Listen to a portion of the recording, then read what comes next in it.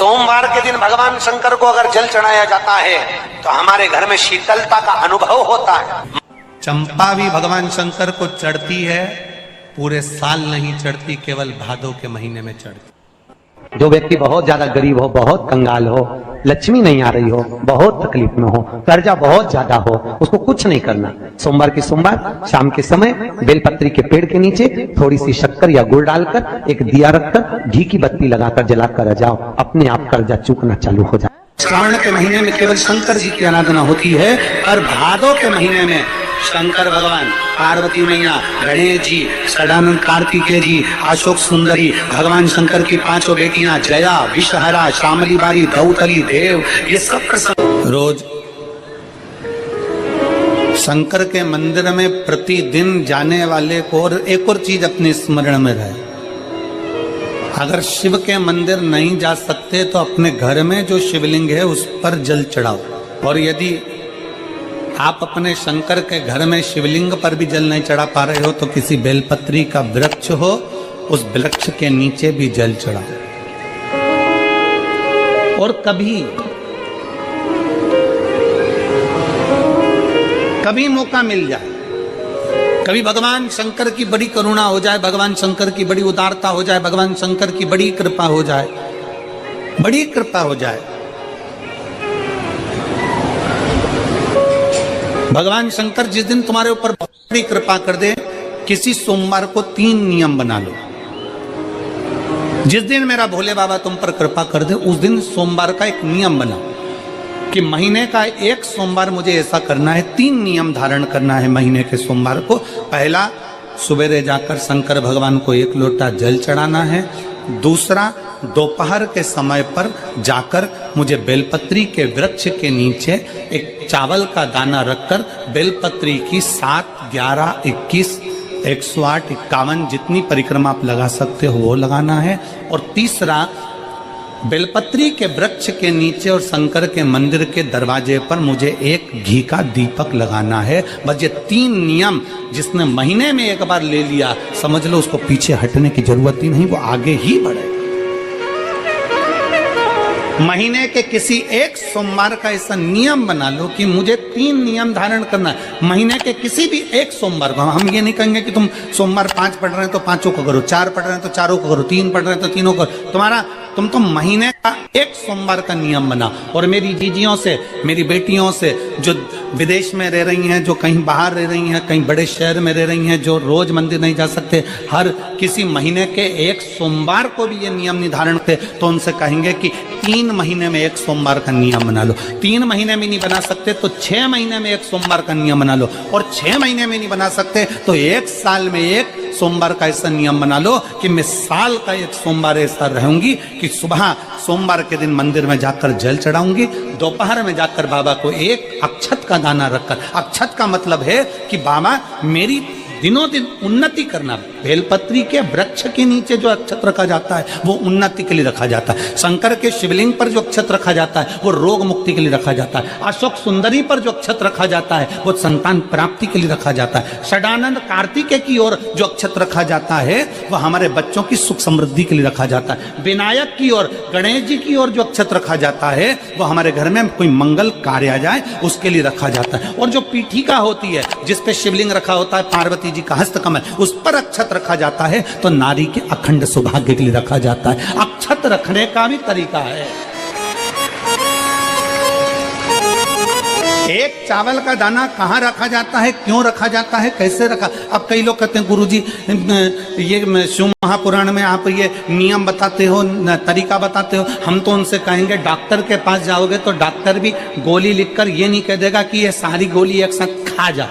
Doctor भी कहेगा ये गोली सुबह खाना है, ये गोली शाम को खाना है, ये गोली दोपहर में खाना, ये गोली भूखे रहकर खाना। बोलो सही है कि गलत है? ये रात्रि को खाना खाने के बाद खा लेना, ये खाना खाने के पहले, ये नाश्ते के पहले। और सुनो, ये दवाई, ये वाली पीछे वाली जो दवाई लो ना इसको दूध से लेना, ये वाली जो दवाई लो ना इसको पानी से लेना। और सुनो, ये डब्बी है इसको पानी में मिलाकर फिर पीना। दवाई लेने का भी तरीका है, उसी तरह शिव महापुराण में एक एक अक्षत का भी तरीका है और एक एक बेलपत्री का भी तरीका है।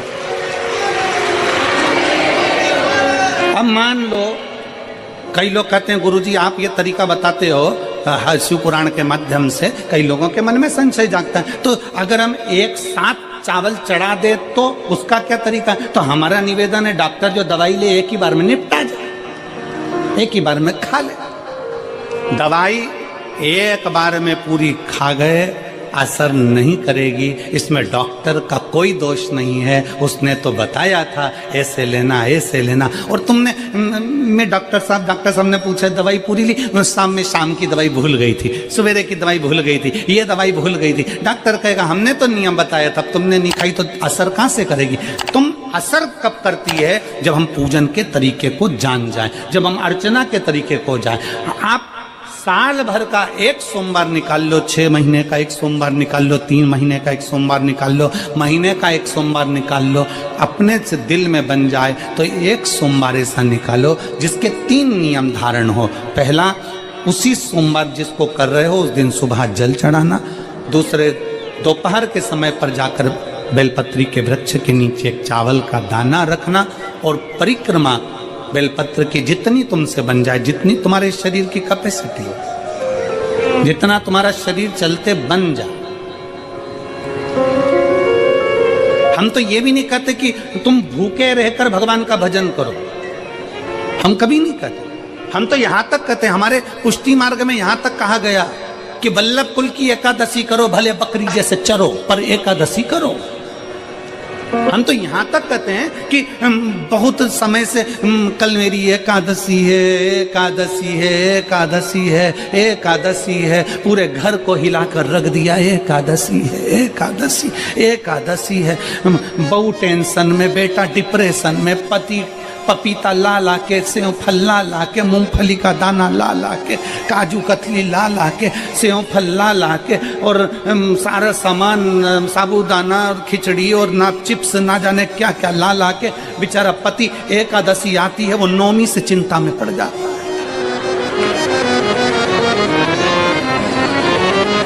हम तो ये भी नहीं कहते कि तुम व्रत बहुत भारी करो, तुम व्रत उपास भी बहुत टेंशन वाला करो, ना ना ना।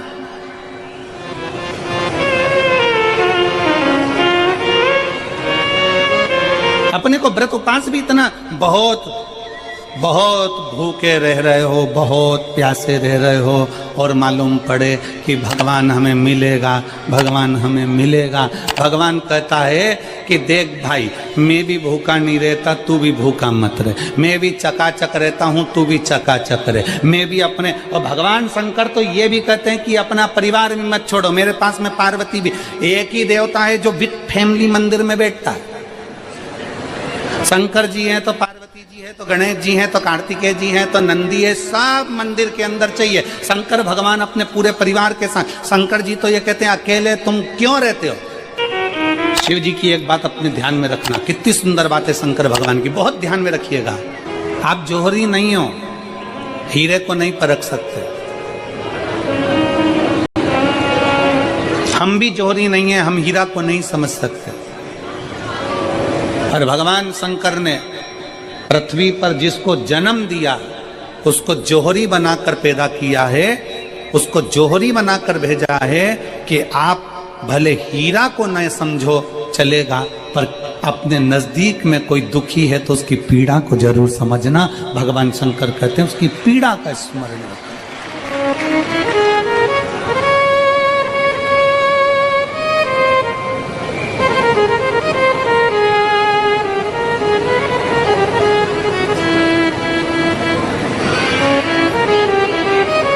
हीरा को समझो ना समझो, पर पीड़ा को जरूर समझिए।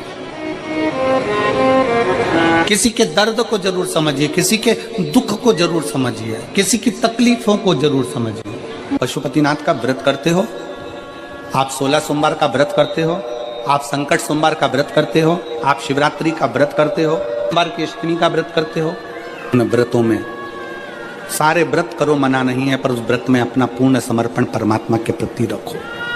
केवल खाना छोड़ा है, अन्न छोड़ा है, भोजन छोड़ा है, और दिन में सुबह से लेकर शाम तक 2-3 बार तुमने कुछ ना कुछ पाया है, वो व्रत हो सकता है आपकी दृष्टि में, पर हमारी दृष्टि में व्रत कौन सा है?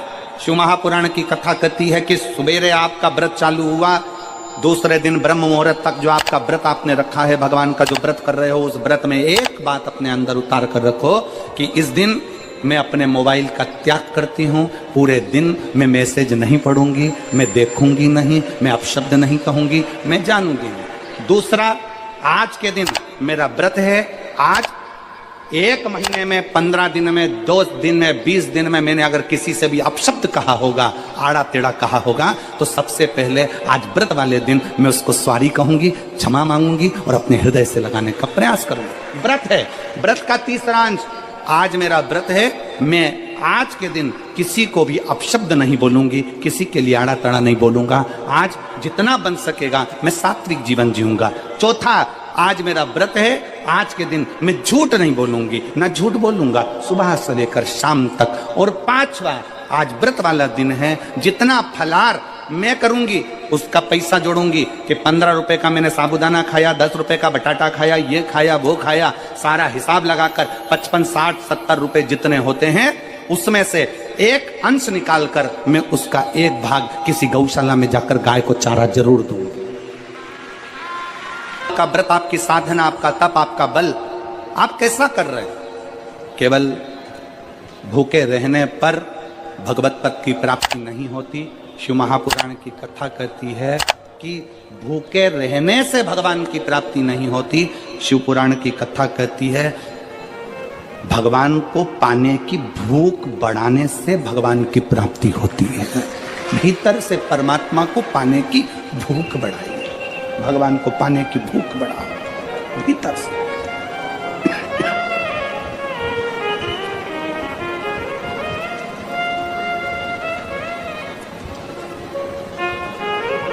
व्रत करो मना नहीं, तप करो मना नहीं, साधना करो मना नहीं, पर उस तप साधना में, व्रत में परमात्मा को पाने की ललकता हो आपके भीतर, भगवान को पाने की ललकता हो आपके भीतर, भगवत पद को पाने की ललकता हो आपके भीतर, तो भगवान।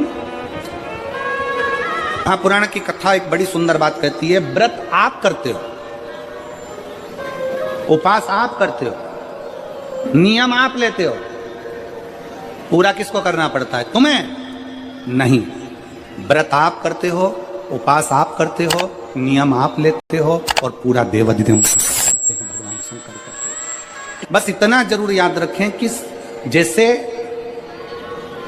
कुछ प्राप्त हो भी गया तो शिव को धन्यवाद देकर शंकर के दरवाजे पर जाते रहना, यह हमारा कर्तव्य है।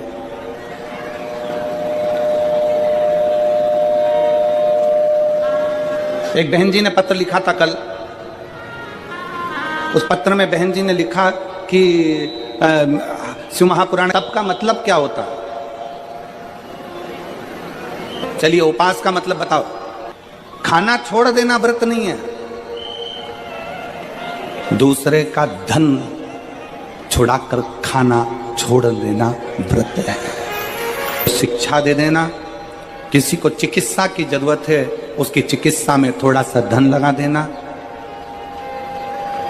कोई रोते हुए के आंख के आंसुओं को पोंछ देना, किसी के दुख में खड़े होकर उसको खुशियां प्रदान कर देना, ये दुनिया का सबसे बड़ा व्रत है, सबसे बड़ी साधना, सबसे बड़ा तप। मन साफ है तो सारी गलतियां माफ है, और अगर मन ही साफ नहीं है तो गलती कौन माफ करेगा भाई?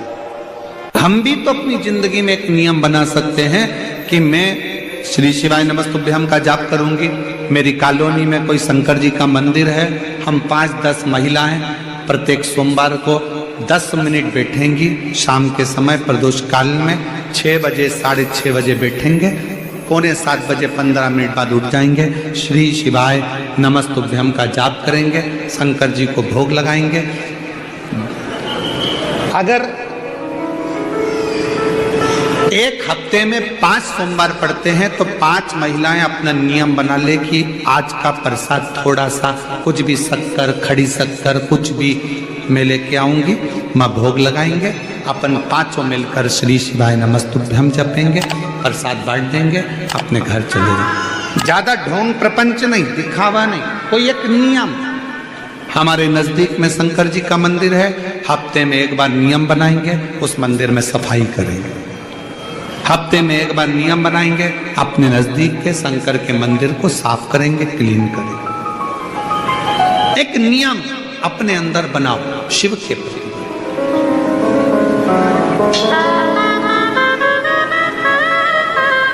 अपने भीतर जब हम नियम बना लेते हैं कि श्री शिवाय नमस्तुभ्यम जपना है, शिव को एक लोटा जल चढ़ाना है, शंकर की आराधना करना है, तो शिव हमारे लिए भी कोई ना कोई नियम जरूर बनाते हैं और हमारा कल्याण जरूर करते हैं। एक नियम बना, इस कथा को सुना, तुम्हारे पति को फल प्राप्त हो।